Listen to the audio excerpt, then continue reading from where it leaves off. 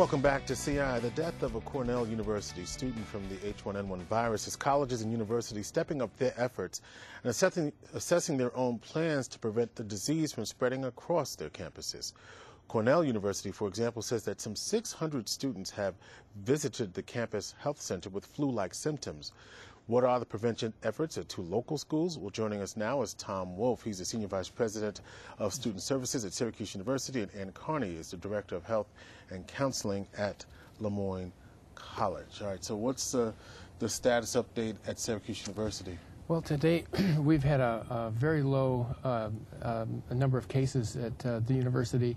We've had 32 cases of influenza-like symptoms, and we have not tested them as to whether they qualify for 2009 H1N1, but we're treating them all the same. Nevertheless, we're working on our preparation for if there is a greater outbreak. So we're being smart and getting ready. Because of the outbreak in Cornell, did that raise any special alarms? You're of a similar size university. It really didn't raise any special alarms because before that outbreak we were well underway with our preparations, like every other university and college across the country. It's very much the topic that is consuming a lot of time on these campuses. And you have what, 1/3 of the number of students at Syracuse University? Yeah, about 3,200. But the same, the same number of cases. Yeah, we have probably about 30 right now that we suspect with, probable flu-like illness that have been reported. So, is this? I asked Tom the same thing. What kind of concern does this bring to your campus?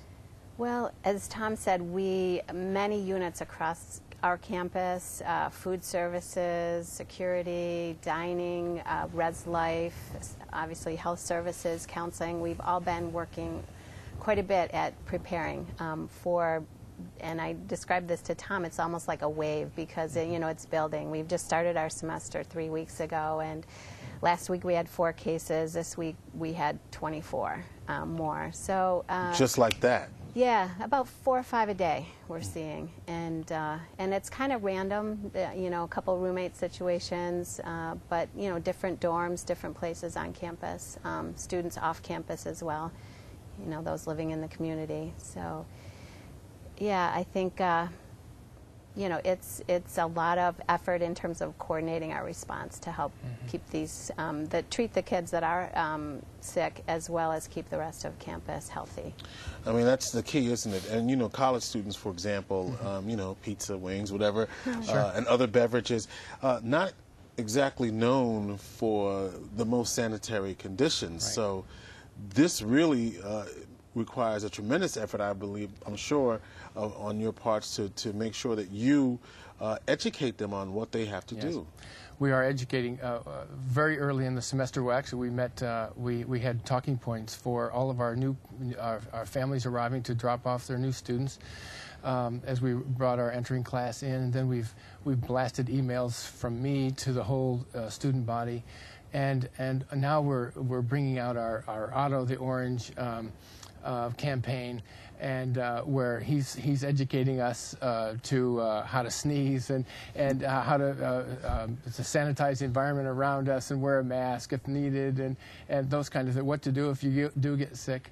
And so that's going on table tents in the dining halls, it's going up in the residence halls, it's going on all of our monitors across the campus. It's a massive undertaking of educating the community, but without raising alarm. It's not a time to panic at all. It's a time to be a smart campus, and it's a time to make sure everybody is in this together, thinking about each other's health, and that's the best way to minimize the impact. And this campaign was, like you said, you were preparing for this campaign before the Cornell outbreak. But of course, you've got athletic events.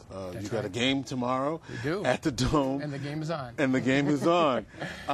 And so you haven't had anything happen within the athletic realm? No, we have not. We have not. But there are students, and so they are impacted in the same way. Invited to participate in sanitizing, and our campus-wide effort is also including athletics and reaching out to athletics as well. So what are you telling the students directly? What's the educational protocol? Because health counseling, I mean, obviously they're coming to you, they have these symptoms, and really the message that you're hearing everywhere is to just use good hygiene. Wash your hands, use the sanitizers. We've installed extra sanitizers all over campus. They've purchased 2,000 individual hand sanitizers for students. So just good hygiene, and also we're trying to promote this idea of being a good citizen of campus, that if you are sick, stay in your room, isolate, or go home. Really, we're asking students, if they live locally, they're going to be more comfortable at home. But really the idea of try to be healthy and, you know, protect yourself as well as those around you. So the protocol for students, if they live in a dorm, for example, any on-campus housing, is that kind of the same protocol that you're using at Syracuse? We're asking our students, if they have flu-like symptoms, to please check in with the health services, come in or phone, and have them evaluated. And then we have a flu pack, and I know LeMoyne also has a flu pack, and the students will be given one of those, and it helps, you know, ameliorate some of their symptoms, make them feel better in whatever way they can. But we're asking them to stay in their room. We're asking them not to go to class. Some faculty have actually put it in their syllabus. Quarantine yourself. I mean, well, we don't use that word. Well, okay. That's a different concept. But right. Socially medically, isolate, it's a different concept. Socially isolate yourself. Socially, stay in. Stay in. And wait for your temperature, or your fever to be down for 24 hours before you re-enter the scene. If you have to go down to the dining hall, we have meals that we will bring that we can deliver to the rooms, or a friend can go deliver them. A three-meal pack for the day. Oh, so this is, I mean, that's going above and beyond what you would expect. Yeah, Meals on Wheels. Room service. That's what they're getting, because we don't want them to come to cafeteria. We don't want them out, so we are bringing the food to them. Right. And what about the vaccine when it becomes available?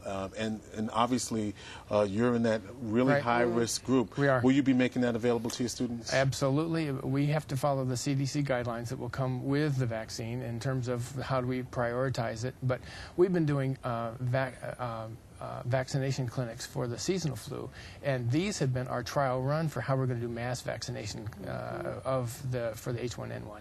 Yeah, Syracuse University, well, actually across New York State, we are registering as sites to be able to administer the vaccine, and so the state will be deciding sort of how much and when and all of that. So we're hoping by the end of October is the word we have, that we'll be able to begin to administer the vaccine. Yes.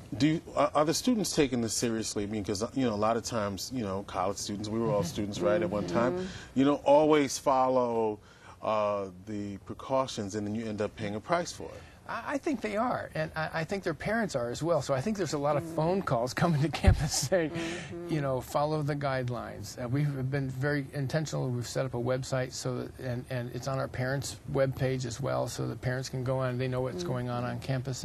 And so, you know, we're asking them to take it very seriously, and I think they are.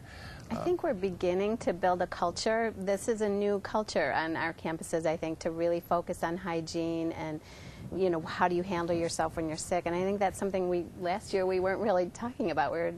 So I think we feel like we're beginning to build this culture, and I think we have work to do still, and especially if it becomes more prevalent. But